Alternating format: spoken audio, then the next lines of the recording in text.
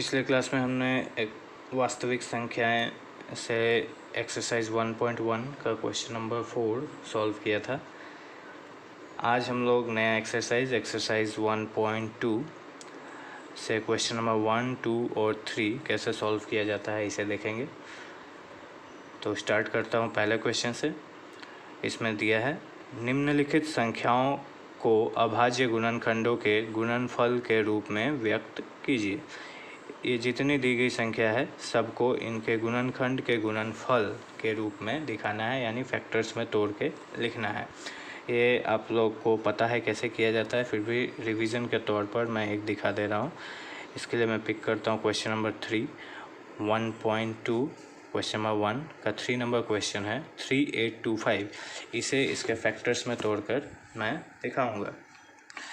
3825 इसे फैक्टर्स में तोड़ने के लिए हम देख रहे हैं कि 5 से विभाज्य है, यानी 5 से डिविजिबल है।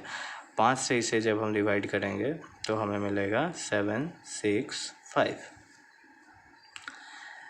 फिर से देख रहे हैं ये 5 से विभाज्य है। 5 से जब ये डिवाइड होगा तो हमें प्राप्त होगा 153।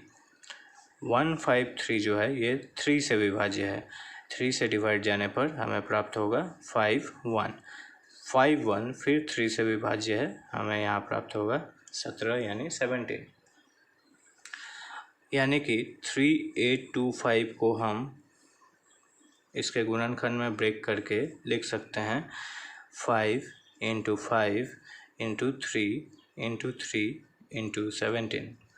इसे हम अरेंज करके ऐसे भी लिख सकते हैं 3 × 3 यानी 3 स्क्वायर, 5 × 5 यानी 5 स्क्वायर × 17। तो इस तरह से एक नंबर का बाकी जो प्रश्न है उन सभी को सॉल्व कर लेना है। इसके बाद मैं क्वेश्चन नंबर 2 बताने जा रहा हूँ। क्वेश्चन नंबर 2 में दिया गया है कि पूर्णांकों के निम्नलिखित युग्मों के HCF और LCM ज्ञात कीजिए तथा इसकी जांच कीजिए कि दो संख्याओं का गुणनफल HCF गुना LCM के बराबर है। तो हम जानते हैं जब किसी भी दो संख्या का हम HCF या LCM निकालते हैं तो उन दोनों संख्याओं का गुणनफल जो है वह उन दोनों संख्याओं के लिए प्राप्त HCF और LCM के गुणनफल के मान के बराबर होता है। तो इस फॉर्मूला को हम लोग इस क्वेश्चन में वेरीफाई करेंगे। इसे कैसे वेरीफाई करना है वो दिखाता हूँ।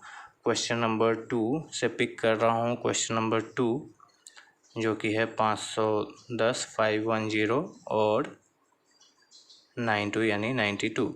इन दोनों संख्याओं का HCF और LCM पहले निकाल लेंगे। तो 510 और 92, इसमें 0 है आखिरी अंक, इसमें 2 है। हम समझ रहे हैं कि ये 2 से दोनों ही विभाज्य है, तो 2 से डिवाइड करने पर यहाँ हमें प्राप्त होगा 255 और यहाँ हमें प्राप्त होगा 46। अब ये दो संख्या जो है अन्य दूसरी संख्या से विभाज्य नहीं होगी, तो हम देख रहे हैं कि इसके लिए कोई कॉमन फैक्टर्स नहीं है। तो अब इन दोनों के लिए HCF का मान हो जाएगा, ये और विभाज्य नहीं होगा। तो इन दोनों संख्याओं मतलब HCF 510 और 92 इसका मान होगा, हम देख रहे हैं कि 2। LCM भी निकालना है, तो LCM का मान कैसे प्राप्त करेंगे? LCM होगा इक्वल टू 2 × 255 × 46। जितनी संख्याएं विभाजन के बाद बची है सबको गुना कर देंगे। गुना करके हमें यहाँ गुना करने पर मिलेगा 23460। ये होगा इसका LCM का मान। अब HCF का मान यहाँ से 2 हुआ और LCM का मान इन तीनों जो विभाज्य होने के बाद जो संख्याएं बची हैं तीनों को गुना करके हमें मिलेगा 23460। ये हुआ LCM का मान। अब हमें वेरीफाई करना है कि इन दोनों का गुणनफल यानी 510 और 92 का गुणनफल इन दोनों के गुणनफल के बराबर आता है कि नहीं। तो उसके लिए हम क्या करेंगे, दो संख्याओं का गुणनफल 510 गुना 92 जब हम करेंगे तो हमें कोई संख्या प्राप्त होगी। उसी प्रकार से जब 23460 एलसीएम और एचसीएफ को गुना करेंगे तो भी हमें कोई संख्या प्राप्त होगी। इन दोनों संख्याओं का मान यदि बराबर है तो हमारा क्वेश्चन जो है वो सॉल्व हुआ और एक फॉर्मूला भी वेरीफाइड हुआ। इन दोनों का मान हमेशा ही बराबर आएगा।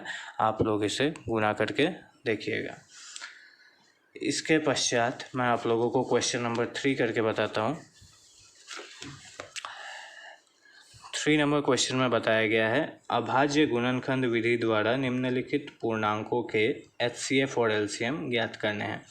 ये भी प्रश्न नंबर 2 जैसा ही है। इसमें डिफरेंस है सिर्फ इतना कि इसमें 3 अंक दिए गए हैं और इससे पिछले क्वेश्चन यानी 2 नंबर प्रश्न में सिर्फ 2 अंक दिए गए थे।